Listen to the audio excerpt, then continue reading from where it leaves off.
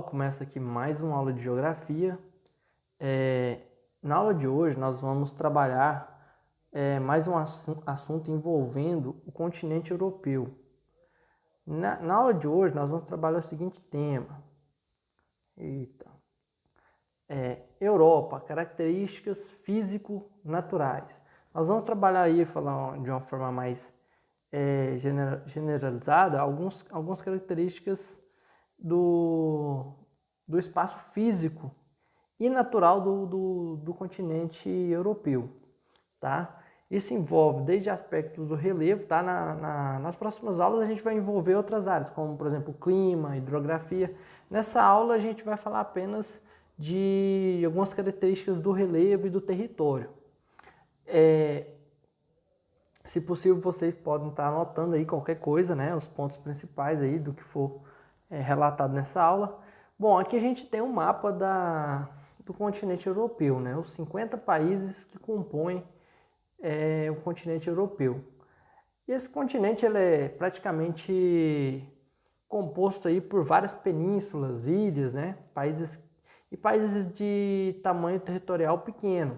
Se a gente comparar, por exemplo, ao Brasil, tá? Que o continente europeu ele não é tão grande assim em relação ao nosso território brasileiro. Se assemelha, é pouca coisa, né? Mais de 2 milhões aí de quilômetros aí maior que o Brasil, que é uma diferença que não é muito grande. Então é praticamente um continente pequeno, tá? Ele é o segundo maior, ele só perde aí para a Oceania, que é o menor continente do planeta.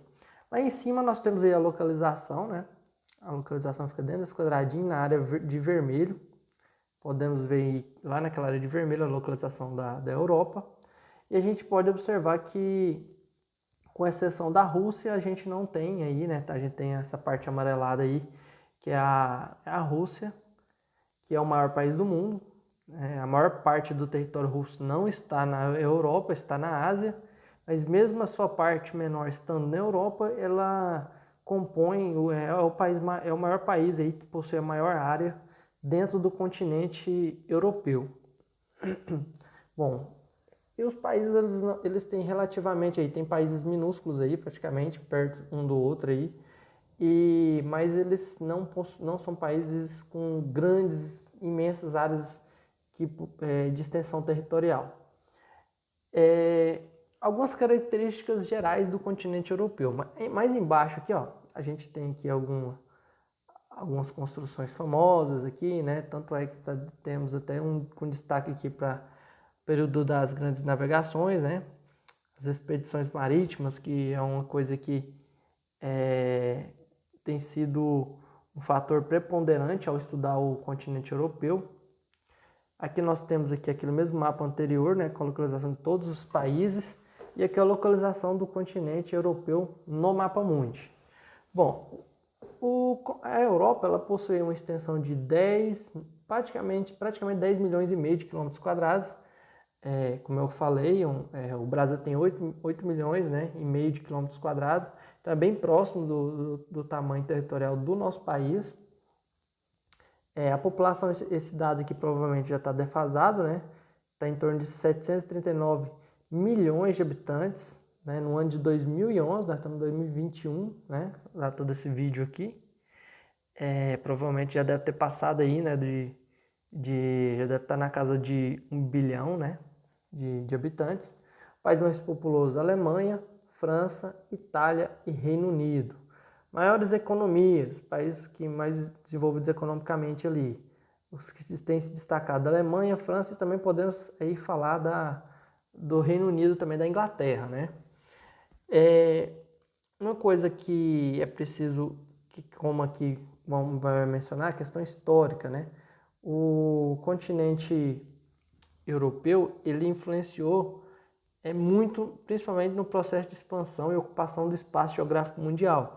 Tanto é porque ele não só monopolizou aí algumas questões econômicas, aí, políticas no mundo, como também na questão cultural, né, que acabou expandindo, né, proliferando pelo mundo aí, as suas ideologias, suas crenças e sua, por exemplo, a questão religiosa e a sua questão cultural, ela acabou se expandindo aí pelo mundo, porque houve uma grande imposição, né, dos seus aspectos culturais, principalmente porque onde eles chegavam, a gente tinha aquele pensamento eurocêntrico, né, de que os europeus, principalmente aí quando a gente fala da Europa Ocidental, né, envolvendo Espanha, Portugal, que são países aí pioneiros no processo de expansão, né, de exploração aí do espaço geográfico mundial, através das expansões marítimas.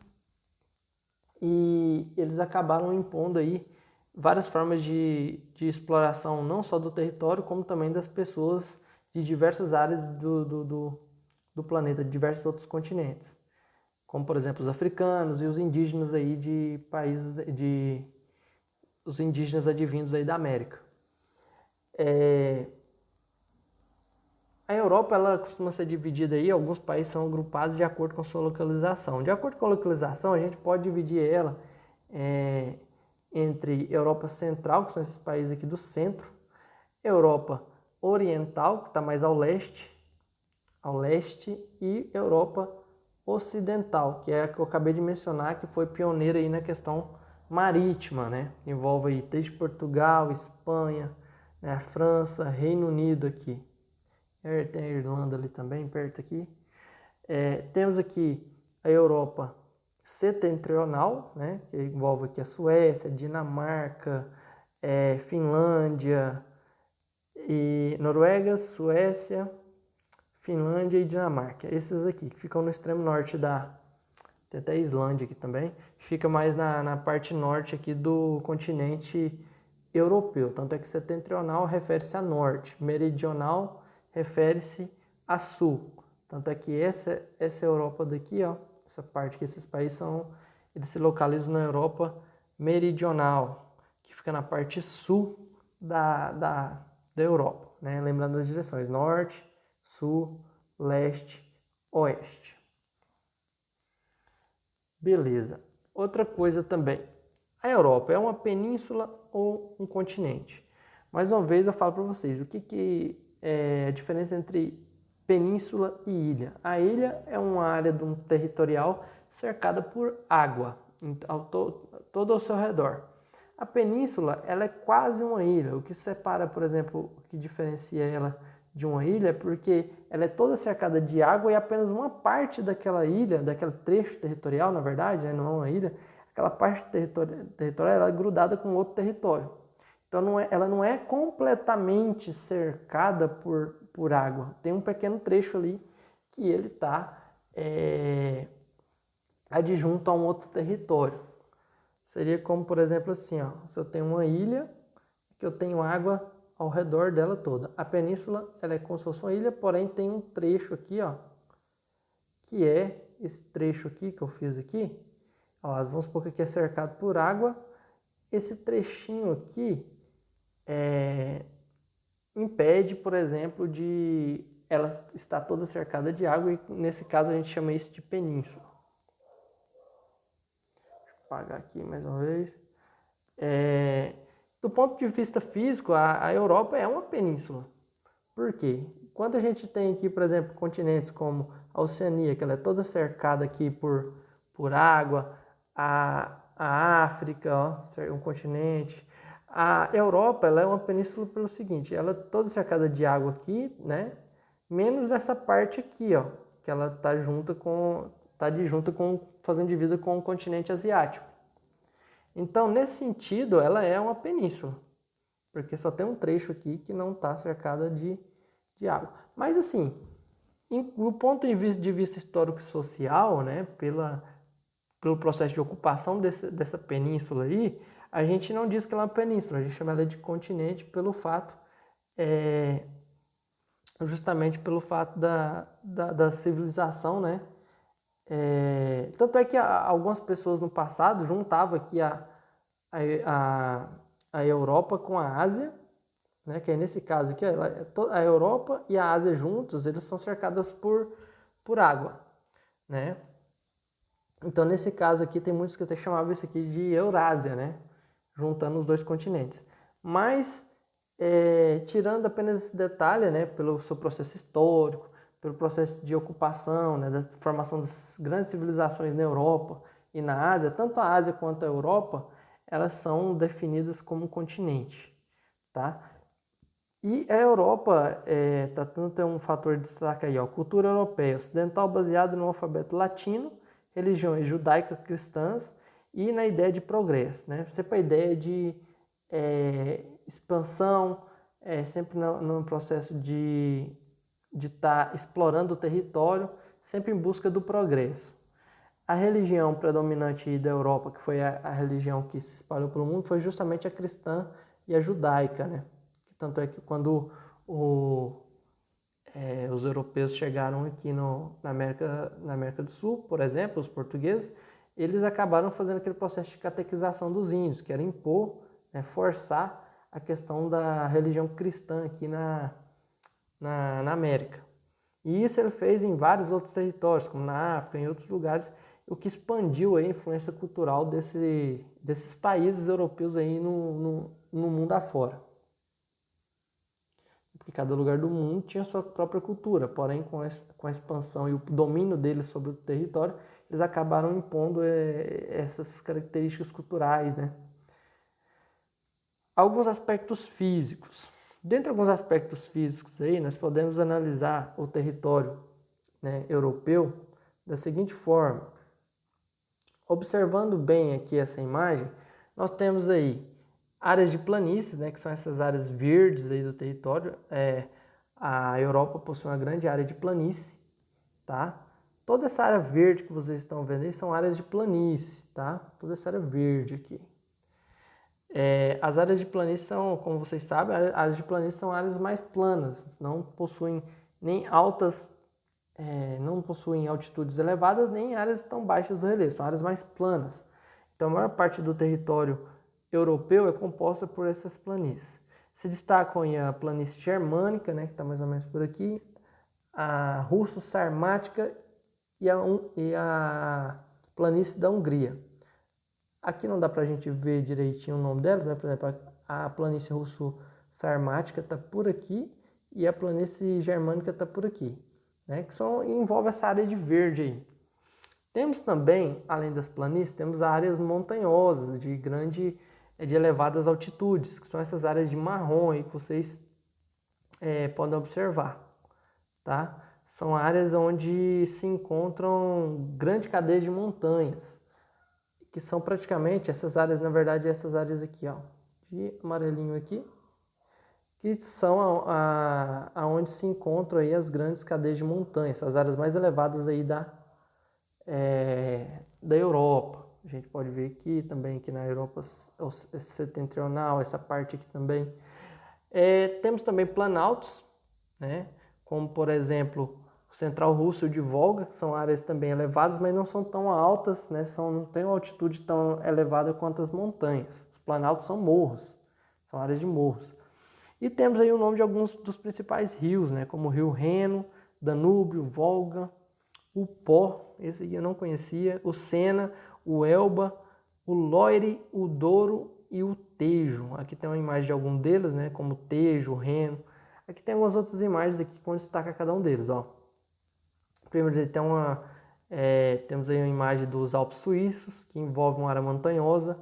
A gente pode observar lá no fundo que, devido às elevadas altitudes, a gente pode ver que lugares que possuem uma elevada altitude costuma-se ter temperaturas mais baixas e aí as partículas de água acabam congelando, formando aí o gelo, né, no alto das montanhas. Lembrando que essas montanhas aqui, elas passam dos 5.000 metros de altitude, né? Temos aí o Pico dos Pirineus, tem a montanha, né, os Pirineus, né, fica na Espanha. Tanto é que aqui em Goiás, lá na cidade de Pirinópolis, que tem até um nome variado Pirinópolis vem dos Pirineus, né? Justamente que esse nome aí dessa montanha aí, desse conjunto de montanhas da Espanha.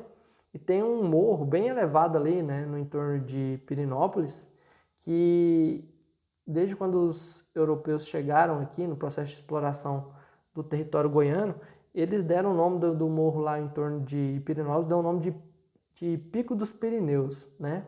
que é justamente em referência a esse conjunto de montanhas aí que se localizam no território espanhol.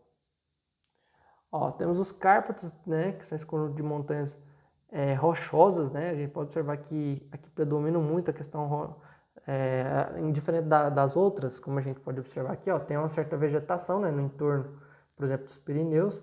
Aqui ela é bem já uma montanha mais árida, vamos dizer assim, que costuma ter uma menor cobertura vegetal, né?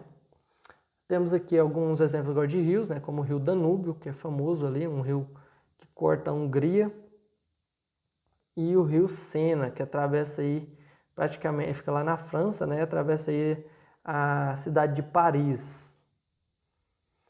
Olha, outra coisa que a gente tem que entender é que algumas outras características aqui do continente europeu são esses conjuntos de ilhas. A gente tem desde essas ilhas oeste, chamadas de ilhas oeste, que compõem a Islândia, para a gente poder entender que a Islândia, as ilhas da Grã-Bretanha e da Irlanda, ó, Irlanda e ilhas de Grã-Bretanha. Essas aqui são chamadas de ilhas do oeste. Já aqui temos também as ilhas do sul, que elas envolvem desde a Itália, ilhas da Itália, né? A Itália tem algumas ilhas aqui. França, né? Porque a França tem algumas ilhas aqui também. Ó. E também temos a Grécia. A Grécia, gente, tem uma quantidade enorme de ilhas. Tanto é que depois eu vou ver se eu volto no outro mapa ali para mostrar melhor, porque aqui não dá para ver. Ó, nesse lugarzinho aqui, deixa eu voltar aqui no mapa, a gente vai ver melhor no outro mapa anterior aqui, ó. Olha aqui a gente consegue ver melhor o tanto de ilha que tem aqui, ó. Isso aqui tudo compõe, né, o território da Grécia. Naquele outro mapa lá da frente não tem como a gente ver. Voltando aqui. Ixi, terminei a aula aqui. Aí, por exemplo, temos esse conjunto de ilhas que envolve aqui. Creta, Sicília, ilha de Creta também na Grécia. Essas são as ilhas do sul, né? Ilha Sul, que a gente fala. Esse conjunto de ilhas aqui envolvendo essa área. Península, nós temos aí as seguintes penínsulas, que são áreas que, como eu falei, penínsulas são uma área cercada quase toda por água, apenas um trecho aí que não é. A gente tem a Península Ibérica, que envolve Portugal e Espanha, né, que fica aqui. Temos a Península Balcânica, que envolve a Grécia, a Albânia, a Bulgária, a Iugoslávia, entre outros, fica nessa área aqui. Temos a Península Escandinava, que fica entre a Suécia, e Noruega, que envolve esses dois países que estão aqui. E a Península da Jutlândia, compreende a Dinamarca, que é essa parte aqui, ó. Essas aí são as principais penínsulas do continente europeu. Bom, essas são algumas características físicas gerais, algumas das principais características do continente europeu. Nas próximas aulas a gente vai trabalhar também mais detalhado a questão da hidrografia e também a questão dos tipos de clima, tá? E vegetação que são predominantes aí no continente europeu. Beleza? Vou finalizar a aula por aqui. Qualquer dúvida aí eu estou à disposição. Até mais.